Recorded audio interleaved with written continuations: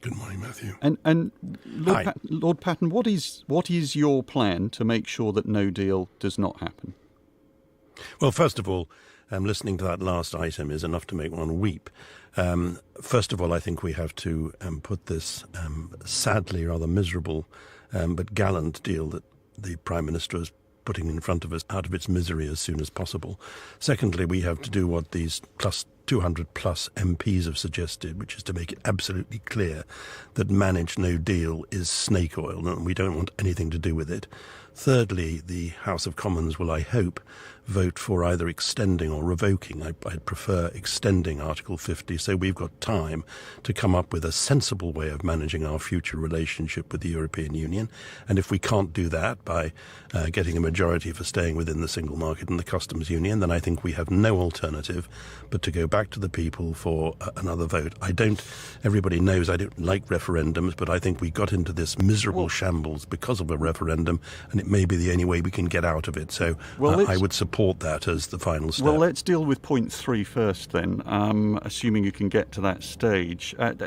Revoking Article 50 is unlikely without another referendum. You know you can't have another referendum before March. It just takes too long to put it in place. Extending Article 50 and changing the exit day, we'd have to change the law in this country and get 27 EU countries to agree. I mean, it's a tall order by the end of March, isn't it?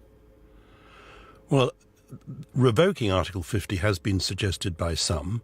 We can do it unilaterally. We can do it on our own. But I think politically it might make more sense to try to extend Article 50 and to buy more time, making it clear to the European Union we need their support. But it is difficult to do so within the time we have. No, it's not difficult to do so within the time we've had.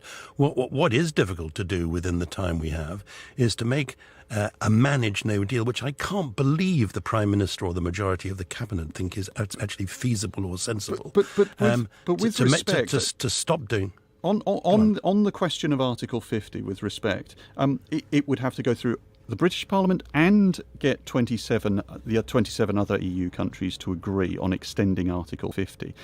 To get that done by the end of March, everybody agrees, is very, very difficult indeed.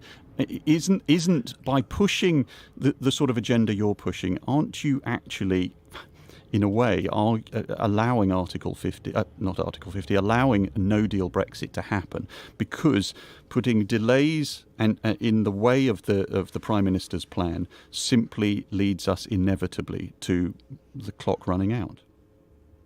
No, I think that there is. I think it's pretty irresponsible to think that you can get a bad deal through by that sort of threat. There used to be the Dr. Strangelove argument that sometimes you could threaten people with doing crazy things in order to get them to back down, and that's really what's being suggested at the moment. I don't think Mrs. May actually thinks that it makes any sort of sense whatsoever to go ahead without a deal.